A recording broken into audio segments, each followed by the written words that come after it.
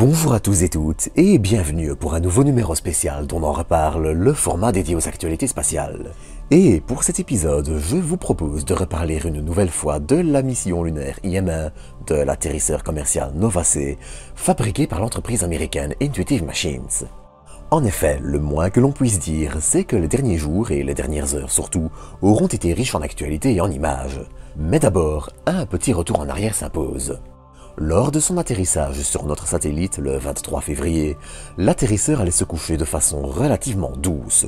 Ainsi, il allait se retrouver dans une position délicate, l'empêchant de communiquer correctement avec la Terre et avec des débits très réduits. Il fallut ainsi prioriser les données d'autres instruments que les caméras, d'autant que, dû à sa position, l'atterrisseur ne profiterait pas du Soleil pour se fournir en énergie durant toute une journée lunaire, mais seulement une partie. Néanmoins, différentes images transmises par l'atterrisseur et par un petit télescope expérimental fourni par l'International Lunar Observatory Association sont venues ajouter de nouvelles informations permettant de mieux comprendre l'incident. C'est un pied qui s'est en fait cassé lors de l'atterrissage, que l'on voit abîmé ici et complètement décroché ici.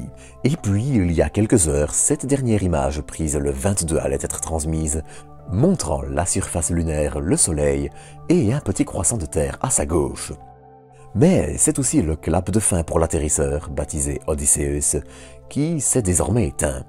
Si l'espoir d'un réveil d'ici environ 2 semaines est toujours possible, comme pour l'atterrisseur lunaire japonais Slim, il faut néanmoins noter que les chances sont très minces.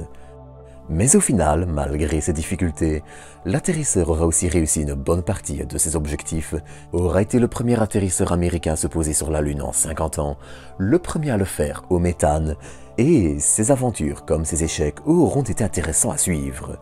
En espérant que tout ne soit pas encore fini, mais ça, j'en reparlerai le moment venu. D'ici là, à bientôt pour de nouvelles doses d'espace.